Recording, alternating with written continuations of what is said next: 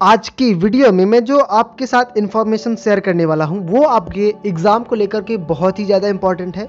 इसमें मैं आपको बताऊंगा कि आप अगर हिंदी में ऐसे लिखना चाहते हैं, मतलब निबंध लिखना चाहते हैं, किन किन बातों को आपको याद रखना है, क्या क्या मिस्टेक्स आपको नहीं करनी है। और इस वीडियो में जो हम टॉपिक डिस्कस कर रहे होंगे वो ये है कि बेरोजगारी की समस्या, जो कि आपके बोर्ड एग्ज़ाम में काफ़ी ज़्यादा इम्पॉर्टेंट भी है।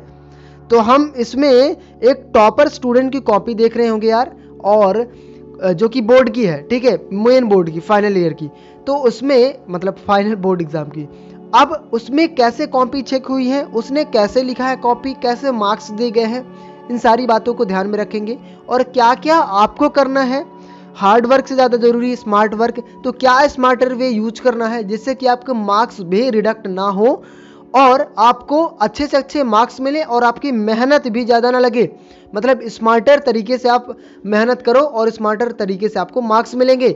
चलिए शुरू करते हैं आज की इस वीडियो को।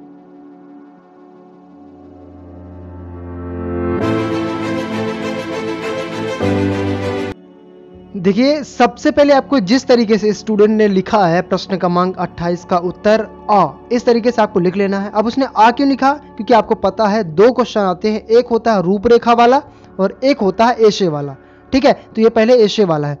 तो इस तरीके से आपको हेडिंग डाल लेनी है बढ़िया तरीके से, और विदाउट कट पिट, राइटिंग बड़ी साफ सुथरी होनी चाहिए।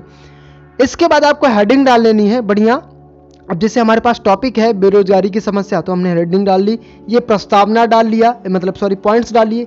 पॉइंट्स डालने से क्या होता है, एग्जामिनर को पता चल जाता है कि जो स्टूडेंट है वो एकदम से बेवकूफ़ नहीं है, उसको आता है, इसलिए उसने पहले से पॉइंट करके रखे हैं। देखिए, कॉपीज उसने एग्जामिनर चेक भी किया है, ठीक है। तो ऐसे हेडिंग डाल ले, इसके बाद उसकी डिटेल करें तो इसके 1 नंबर तो आपको एग्जामिनर को इंप्रेस कर देते हैं। यहाँ आप इस तरीके से, आप जितने भी आपसे आते हैं 4 से 5, देखो कम से कम आप जो तो 5 पॉइंट तो आप डालें। पहले प्रस्तावना हो गया, फिर 4 पॉइंट ऐसे डालें, ठीक है, जिससे कि 5 हो जाएं, और 6th पॉइंट आपको उपसंहार, जिससे कि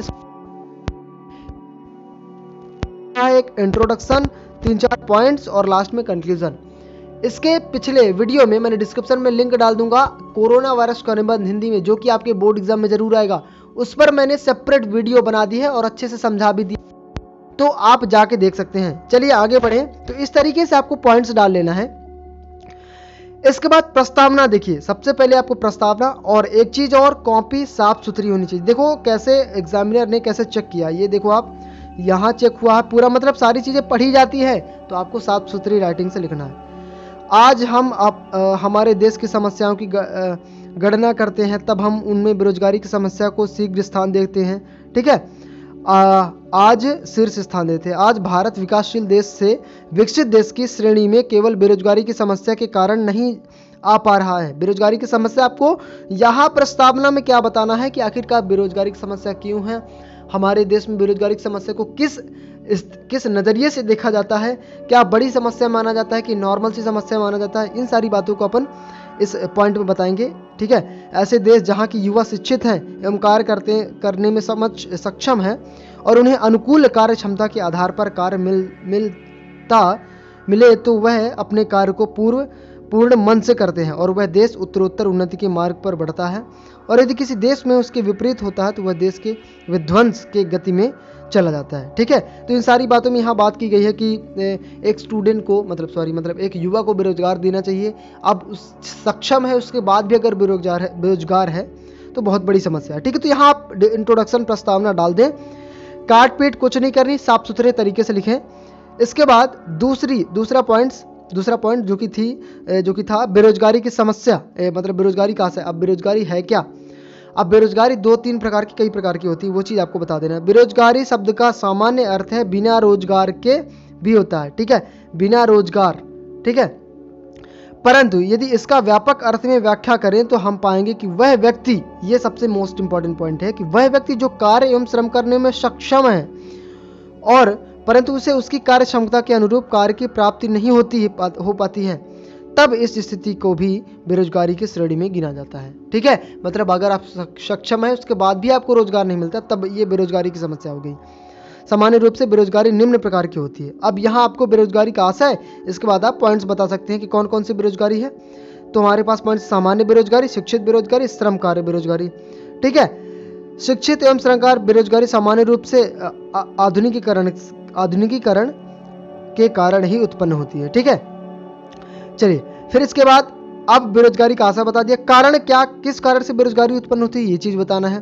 तो यहाँ आपको छोटे छोटे पॉइंट्स बढ़िया अंडरलाइन, देखो आप कैसे हेडिंग डालने के बाद जब ये लाइन उसने लिखी स्टूडेंट ने, तो उसने इस लाइन को छोड़ दिया। तो यहाँ आपको ऐसे ये आपको भी करना है, देखो कैसे हर जगह कॉपी चेक कर रहा है एग्जामिनर। ठीक है, चलिए आगे बढ़े। ये बेरोजगारी के कारण बता है, बेरोजगारी का प्रमुख कारण हो तो रोजगार की प्राप्ति ना होना ही है, परंतु इसके अलावा भी कई कारण हैं। इनके कारण बेरोजगारी की, जिनके कारण बेरोजगारी की समस्या उत्पन्न हो रही है। उद्योगों का अभाव, मतलब उद्योग ज़्यादा नहीं है इस वजह से, मतलब कहें बिजनेस वगैरह उद्योग वगैरह नहीं है तो रोजगार मिल नहीं रहा। पूंजी का अभाव, पूंजी उतने तरीके से हो नहीं पाती तो कहाँ से रोजगार हो। ठीक है, छोटे स्तर पर। अब यहाँ तक लघु हो चाहे कुटीर उद्योग हो, कोई भी उद्योग हो, ठीक है, खोलने में सक्षम नहीं है क्योंकि पूंजी ही नहीं है। इसके बाद थर्ड पॉइंट आप लिख सकते हैं शिक्षा नीति। आज हमारी शिक्षा कार्य परक नहीं है, मतलब कहें शिक्षा कार्य परक नहीं है, जिससे सभी लोग सिर्फ मानसिक श्रम को महत्व देते हैं। ठीक है, अब देखो यहाँ उसने 3 पॉइंट लिखे, पहले पॉइंट मतलब थर्ड पॉइंट के 3 पॉइंट बनाए उसने।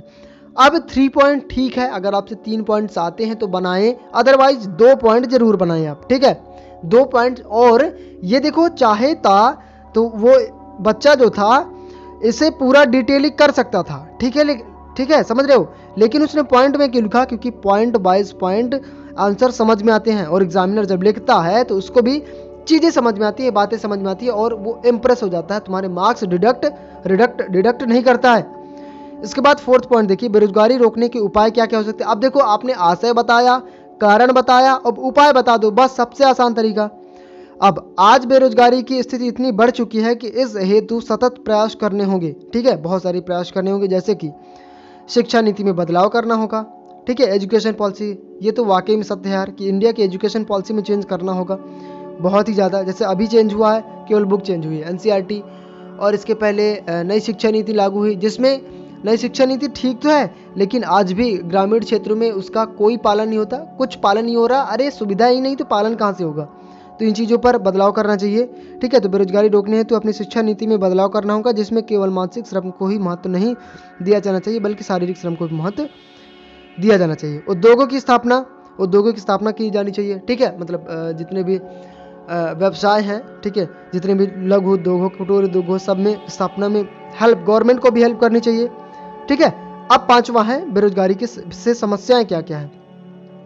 बेरोजगारी से आज स्वयं बेरोजगार ही हमारे सम्मुख खड़ी हुई है। बेरोजगारी इतनी बड़ी समस्या है, इसके अलावा अन्य कारण है। देखिए जैसे आतंकवाद कैसे, अब डिप्रेशन में चले जाते हैं स्टूडेंट, मतलब यूथ, और आतंकवाद में चले जाते हैं कि अरे यार कहीं भी हो पैसे तो मिल रहे हैं। ठीक है, इससे लोग लालच में आके आतंकवाद के संगठनों में जुड़ जाते हैं। आंदोलन और अलगाववाद, अलग अपने आप को समाज से अलग समझने लगता है यूथ। ठीक है, तो आंदोलन करने लगता है, ये भी एक बहुत बड़ा कारण है। ठीक है, तो 2 पॉइंट्स अगर आप बना देते हो, 1 पॉइंट के 2 पॉइंट बना देते हो, बहुत ज़्यादा बन जाते हैं। इसके बाद आपको उपसंहार लिख देना, सबसे आसान सा पॉइंट। उपसंहार में आप क्या लिखोगे, उपसंहार में पूरा जितना आपने ऐसे लिखा उसका पूरा जड़। ठीक है, यहाँ आपको सब कुछ बता देना है, डेफिनेशन भी, उपाय भी, कारण भी, सब कुछ यहाँ होना चाहिए। तो आज बेरोजगारी की स्थिति इतनी बढ़ चुकी है, अगर इस पर अंकुश ना लगाया गया तो यह देश की आर्थिक, सामाजिक, भौतिक और राजनीतिक दिशा को हिला सकती है। ठीक है, यहाँ देखो, यहाँ मेन चीज उपसंहार मतलब निष्कर्ष क्या निकल रहा है। निष्कर्ष से निकल रहा है कि हमें ऐसे ऐसे कदम बढ़ाने चाहिए। यदि बेरोजगारी की बात भारत के परिप्रेक्ष्य में की जगह की जाए तो इसकी स्थिति बहुत ही खराब है। यदि इस स्थिति में सुधार किया जाए तो निश्चित ही हमारा देश विकसित देश की श्रेणी में भी आ जाएगा। ठीक है, अभी तो विकासशील है। अब एक चीज आपने नोटिस करी होगी, इस बच्चे ने जो कॉपी लिखी, मैंने पूरा पॉइंट बाय पॉइंट पढ़ा है और सारी बातें समझ में आई हैं। ऐसा आपको भी करना है, ऐसा नहीं कि पॉइंट कुछ डाल दिया बढ़िया हेडिंग अच्छी तरीके से ताकि हाँ समझ में आए कि अच्छा तो लिखा है, लेकिन अंदर डिटेल में कुछ भी भर के आ रहे हो। ठीक है, ऐसा आपको नहीं करना है। आपको भी इसी तरीके से देखो, पॉइंट वाइज पॉइंट मैंने पूरा मैटर पॉइंट वाइज पॉइंट पढ़ा है और पॉइंट बाई पॉइंट मुझसे आ गया। ठीक है, मतलब कहने का मतलब उसने लिखा है। ठीक है, इसीलिए तो फुल मार्क्स दिए जाते हैं। अब यहाँ देखो आतंकवाद आंदोलनों को एक ही है जननी। एक चीज़ और कर सकते हो आप जो हो तो एक पोएम वगैरह, पोइट्री वगैरह आप याद कर सकते हो, ठीक है, अपने तरीके से। नहीं याद करते हो कोई दिक्कत नहीं, अगर आपको याद करना है और भी अट्रैक्टिव बनाना है अपने ऐसे को तो लिख सकते हो, याद कर सकते हो, ठीक है।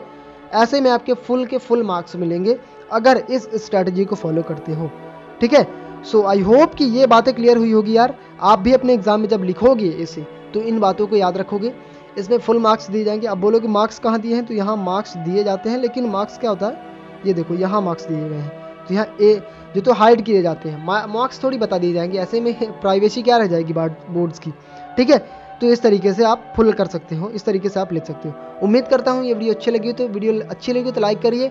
जिस भी टॉपिक पर वीडियो चाहिए तो कमेंट कर दीजिएगा। मिलते हैं नेक्स्ट वीडियो में किसी नया टॉपिक के साथ, तब तक के लिए अलविदा। जय हिंद, जय भारत।